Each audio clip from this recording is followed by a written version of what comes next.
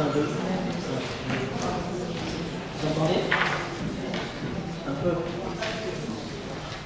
Là, c'est mieux. 1, 2. 1, 2.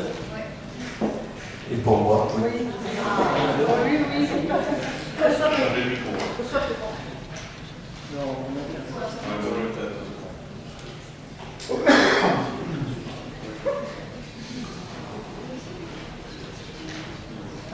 Bien, tout fonctionne. Bonjour à toutes et à tous et bienvenue au Conservatoire national des arts et métiers.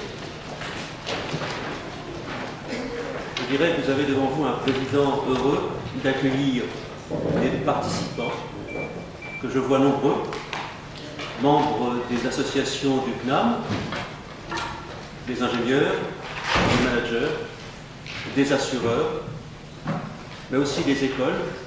J'en connais une qui est venue, l'école de Management School, et puis des dirigeants d'entreprise. Je vois aussi des experts et des coachs en activité ce soir. Parmi nous. Le Cercle national du coaching, c'est un lieu d'échange.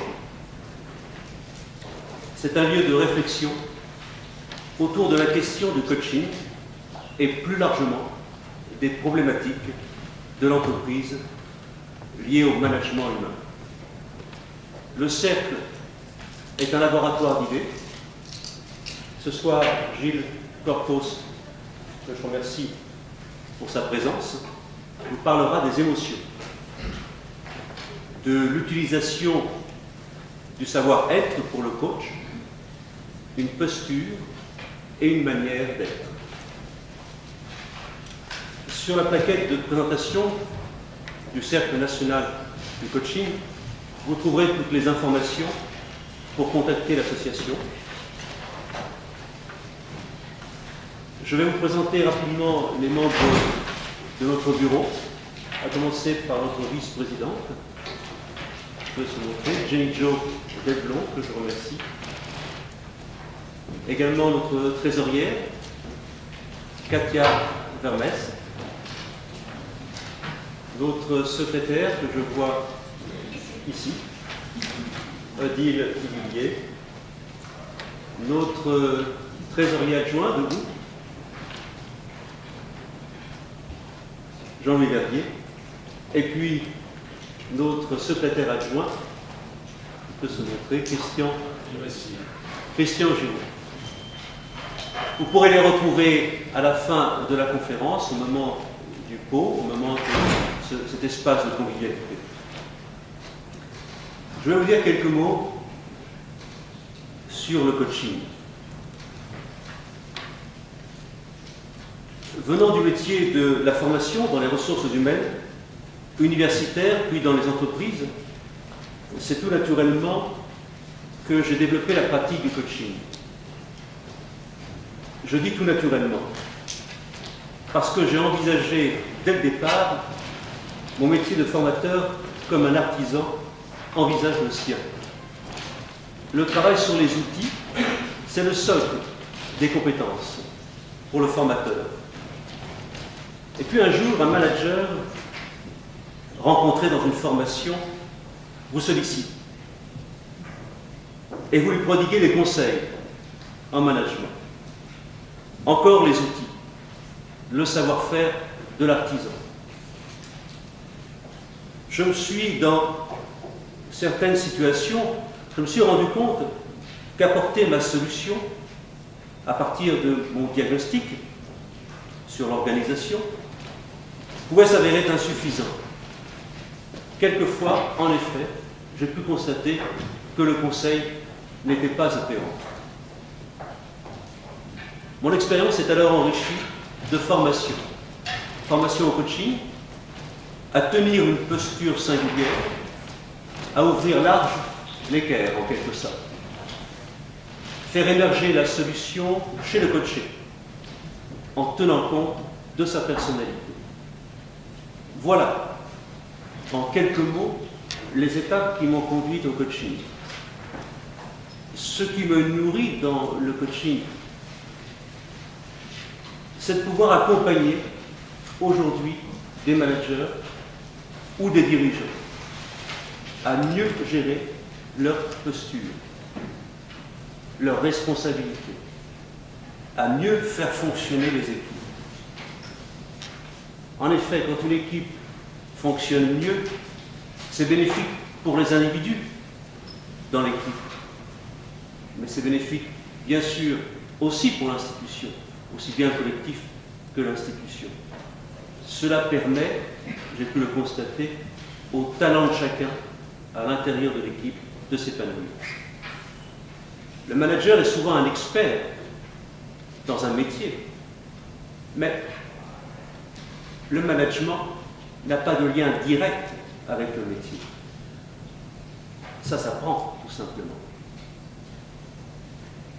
Comme coach, je dirais que je cherche d'abord à comprendre où se situe le problème de mon client. Dans son contexte professionnel précis, mon savoir-faire d'artisan est au travail.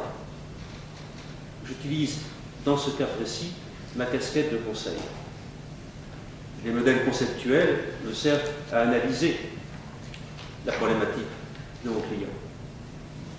Comme coach, j'institue une relation d'écoute qui permet à mon client d'avoir une réflexion sur ses pratiques professionnelles, de prendre en compte sa situation de travail et son environnement professionnel, de faire émerger des situations, des solutions positives. Alors j'offre à mon client quoi? Cet espace tout simplement de parole. Je lui permets d'être en situation de penser, d'être créatif et d'élaborer la réponse à sa problématique. En séance de coaching, je peux reprendre ma casquette de formateur, mais pour présenter alors rapidement, en quelques minutes, un modèle ou une partie de celui-ci adapté à la situation. Mon expérience de formateur, de conseil en management me permet de tenir avec d'autant plus d'efficacité la posture de coach qui est la mienne. Ce travail s'effectue sur plusieurs mois, avec 8 ou 10 entretiens, avec une règle qui est la confidentialité. Quelles sont les questions de mes clients? Comment accroître mes capacités de leader? C'est ce que j'ai pu entendre. Comment développer mes qualités relationnelles? Comment renforcer mon esprit décisionnel? Comment optimiser mon adaptation à un environnement complexe? Comment construire un mode de management cohérent avec le positionnement du responsable, mais aussi avec les objectifs de l'employeur? La liste, évidemment, est incomplète. Le coach, dans la pratique que j'en fais, réalise cette parfaite union entre son métier de formateur, son métier de base, et l'art de déployer ce génie personnel qui lui permet de libérer la parole de son client. C'est la réunion, en quelque sorte, des arts et des métiers. Et dans cette maison, qui est le Conservatoire national des arts et des métiers, cela peut être aussi la réunion des ingénieurs et des managers. Alors, Gilles, la transition ici est toute trouvée, car tu vas nous parler des savoir-être, comme posture, comme manière d'être, pour le coach. Alors, Gilles, nous t'écoutons. À ton tour. Merci. Alors, je voudrais juste savoir si tout le monde entend là. Bon, ok. Alors, savoir-être. Comment j'en suis arrivé au savoir-être? J'ai commencé en tant qu'informaticien et au bout d'un moment, je me suis intéressé au management, à l'accompagnement et de l'accompagnement au coaching. Et puis, au fur et à mesure que j'accompagnais les managers et les dirigeants, je me suis demandé, mais j'accompagne quoi exactement? De quoi il s'agit? Et je me suis rendu compte que ce que j'aidais à développer chez mes clients, c'était leur intelligence émotionnelle. Alors, c'est quoi l'intelligence émotionnelle? Et j'ai envie de démarrer par une phrase. Chaque client est un être humain, unique, complexe, en équilibre dynamique. Alors, qu'est-ce que ça veut dire? C'est d'abord un être humain parce que on peut y accéder par la voie des émotions. C'est ce qui caractérise un être humain. Et ces émotions, elles vont lui permettre d'une part, de faire le lien avec ses pensées, et ensuite de faire le lien aussi avec ce qu'il ressent au niveau corporel. Donc l'avantage des émotions, c'est un accès direct à une base de données, une source d'information qui dépasse celle du cerveau et qui va jusqu'à la mémoire du corps. Vous allez voir pourquoi je vous parle de ça. Ensuite, cet être humain, c'est un être humain qui est unique pour le coach, puisqu'il a une histoire, et il n'en a qu'une, et il a des projets. Et c'est pour ça qu'il vient nous voir en tant que coach. Ensuite, il est complexe. Un être humain, c'est complexe. Pourquoi il est complexe? Il est complexe parce qu'il a deux logiques différentes. La première, celle que vous connaissez le mieux, celle qu'on connaît le mieux, c'est la logique cognitive. C'est ce qu'on appelle de manière classique l'intelligence, tout court. Mais depuis quelque temps est apparu un nouveau concept, le concept de l'intelligence émotionnelle. Et c'est une deuxième logique différente. Et donc, cet être humain, il va fonctionner d'une manière paradoxale. Ça veut dire quoi? Ça veut dire qu'il va pouvoir utiliser et son intelligence cognitive et son intelligence émotionnelle pour réaliser ses projets, pour se développer, pour s'épanouir. Et il a besoin des deux. On a l'habitude d'appréhender un projet à travers notre intelligence cognitive seulement. Mais on a aussi besoin de savoir ce que nous ressentons par rapport à ce projet. Qu'est-ce qui émerge au niveau émotionnel? Et donc ces deux logiques vivent ensemble dans la réalité, mais nous ne percevons qu'un aspect, celle dite du cerveau gauche, mais il y a aussi notre intelligence qui se situe plutôt dans le cerveau droit. Et donc utiliser tout notre potentiel, c'est utiliser les deux intelligences. Et on verra que ça va encore plus loin puisqu'on parle d'intelligence multiple. Et je disais, un équilibre dynamique, ça veut dire quoi? Un client, un être humain, gère, consciemment ou inconsciemment, un équilibre entre trois niveaux. Le niveau corporel, le niveau émotionnel et le niveau cognitif. Et cet équilibre, il va le gérer entre ses peurs et ses désirs. Quand un client a un projet, s'il vient voir un coach, c'est qu'il n'a pas su résoudre le problème tout seul.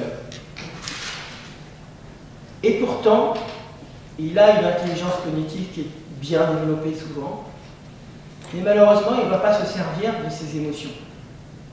Ces émotions qui peuvent être un moteur extraordinaire, mais qui peuvent être aussi un frein. Et selon sa conception de l'intelligence émotionnelle, de ses émotions, il va l'appréhender soit avec sa logique cognitive, soit avec sa logique émotionnelle. Et les deux logiques ne fonctionnent pas de la même manière. Et c'est pour ça que ce client a besoin d'un coach.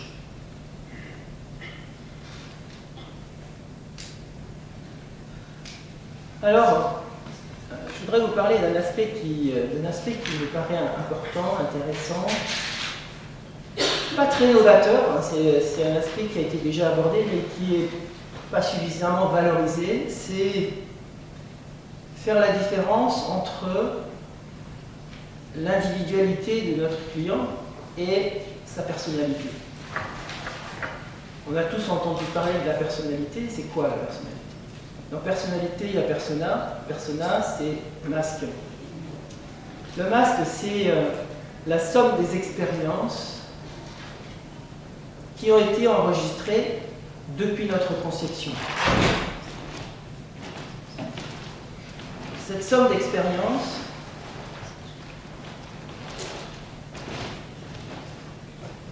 est normalement utilisée, dépassée, sauf si cette personne vit des traumatismes, des situations difficiles qu'il n'a pas su utiliser et qui ont été engrammées, enregistrées et qui vont venir parasiter ces projets. Si par exemple un client souhaite créer son entreprise et qu'il se trouve bloqué, il a du mal à réaliser ce projet, c'est qu'il y a un certain nombre de croyances, un certain nombre d'expériences passées qui sont venues freiner son projet. Et toutes ces croyances, tous ces conditionnements se situent dans la personnalité de l'individu, du client.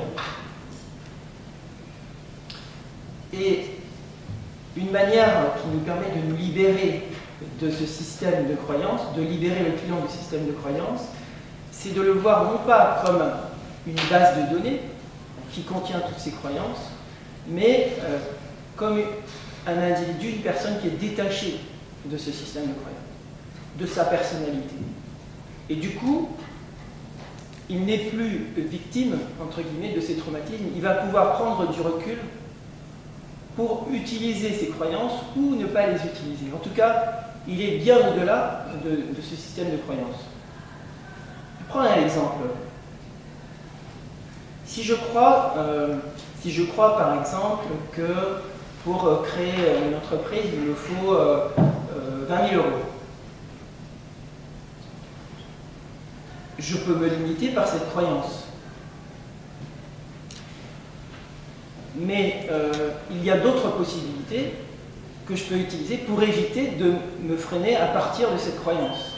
Et donc, cette somme de croyances peut s'accumuler et m'empêcher d'atteindre le projet. Alors, donc, faire la différence entre ce que je suis et mes croyances.